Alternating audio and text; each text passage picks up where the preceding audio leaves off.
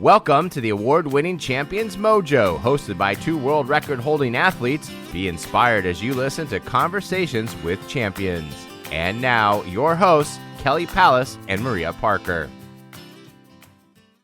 Hello, friends. Welcome to the Champions Mojo podcast. I am your host, Kelly Pallas, and as usual, I am with my co-host, Maria Parker. Hey, Maria. Hey, Kelly. It's great to be with you here today.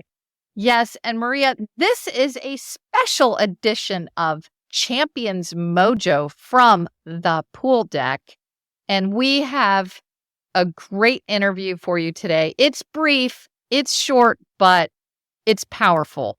Yeah, I wasn't there, but I was able to listen to the interview and some great takeaways. Yeah, we hope you'll stick around and catch the takeaways. And here we go. I'm on deck at U.S. Masters Long Course Nationals with Dave Sims, who was an Olympian in 1980, but now he is a master swimmer, and he swam at Stanford with my good friend, Zena Courtney. And I just met him on deck. And Dave, I just wanted to check in with you. How is your meet going? So far, so good. I'm a sprinter now, just focusing on the freestyle and the butterfly. And I've got 2 wins and a second so far.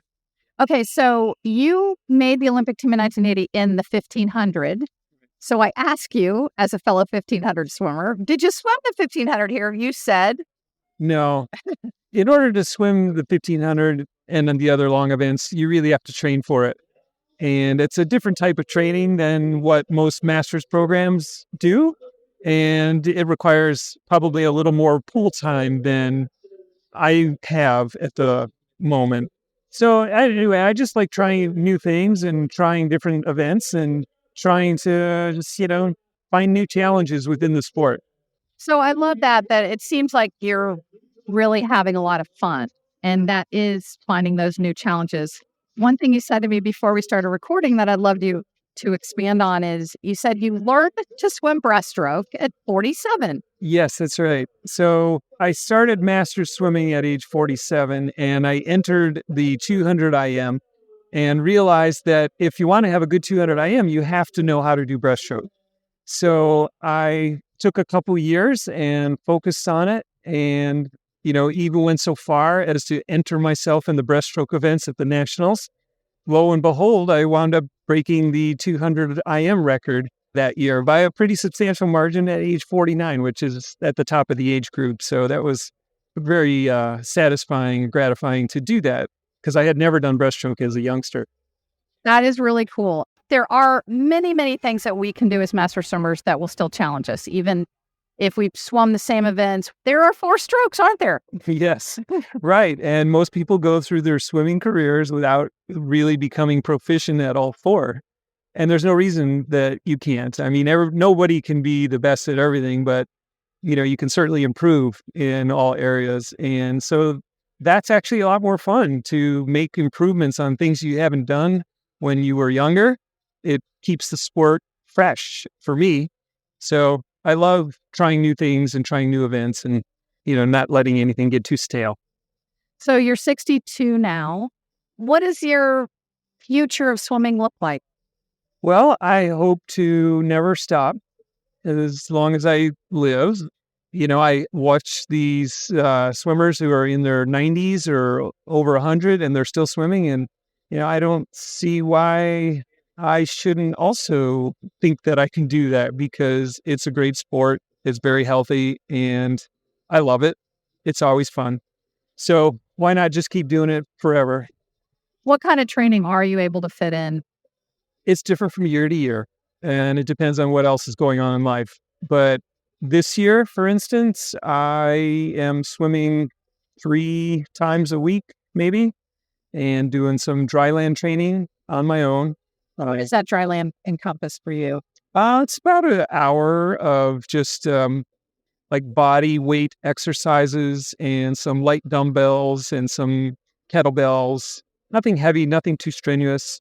And your 3 swims a week, is that 2,000, 5,000?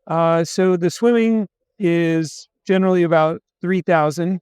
With the team I'm on, we train for about... Which is? The Santa Barbara Masters.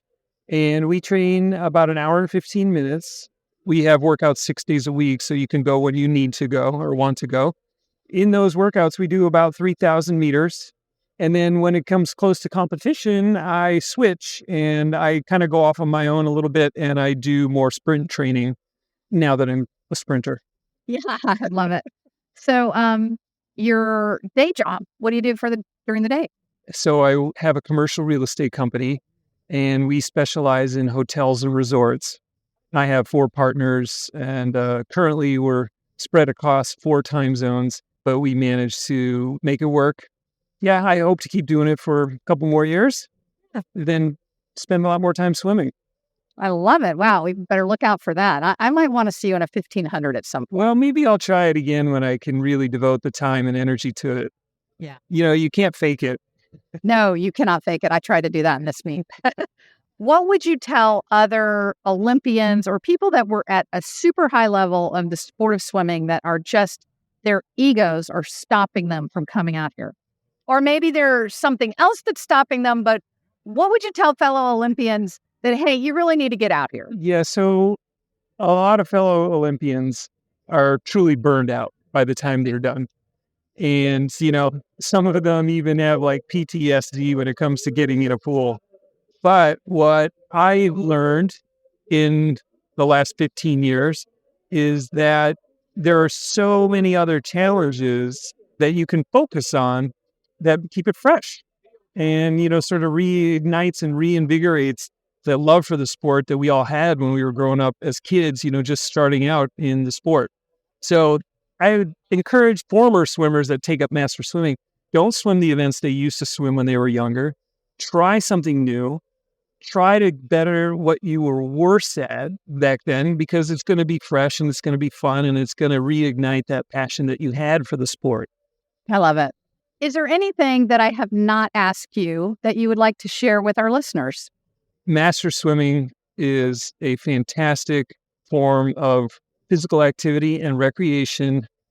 And the competitions are, I think, a real benefit to anybody who wants to do it, because if you train without competing, you can get very stale and it can get very old. When you compete, it forces you to focus a little more. And, no one's getting faster here as they get older. So it's not really so much about the times, but it's really about the focus and, how you spend your energy and, seeing how you can push your body and mind to do things that maybe you didn't think you could do. Great. Thank you so much for spending this time with me today. You're welcome. Stay tuned for the takeaways. Want to succeed like a champion? 5-time Olympic coach Bob Bowman, coach of Olympic legend Michael Phelps, says Kelly's book, Take Your Mark, Lead, is a powerful addition to your personal improvement library, and learners from all walks of life will gain key insights and enjoy this inspiring book. Take Your Mark, Lead debuted as an Amazon #1 bestseller in 5 categories and is available online. And now, the takeaways. So the takeaways on Dave Sims, Olympian and amazing Stanford swimmer. So Maria, what was your first takeaway on him? Again, great interview. Need to listen to the whole thing. It's not that long. This is what I just loved. He learned the breaststroke. This guy's an Olympian, but he really learned the breaststroke at age 47. It's so important as we age to be confident enough to try to learn new things. And that just inspired the heck out of me. Yes, yes. And my thing that I asked him, which I really love for any elite swimmer, you don't have to be an Olympian, but let's say you were a great swimmer in your youth and you are terrified to come back to master swimming. His advice was just do something different than you did. And he's inspired me, where I've kind of been hanging in my normal events that I swam really well when I was younger. And I think because of this, I'm going to branch out. I'm going to say, I don't care if I get last, I'm going to try the 200 back, or I'm going to try the 200 IM or something that is not in my wheelhouse. And I love that for coming back, because then you're not comparing yourself to maybe what you were, and you can just dip your toes in the water and still have a really good time and improve and have some goals that aren't going to be compared. Yeah, great. Yeah, it's a self-confident approach. I really love that. Yes. And they say we should do things that we could potentially fail at, right? Yeah. Things that scare us. So, yeah. All right. That. Well, Dave Sims, what a great guy. Yeah. All right. Love you, Kelly. Bye. Love you. Bye.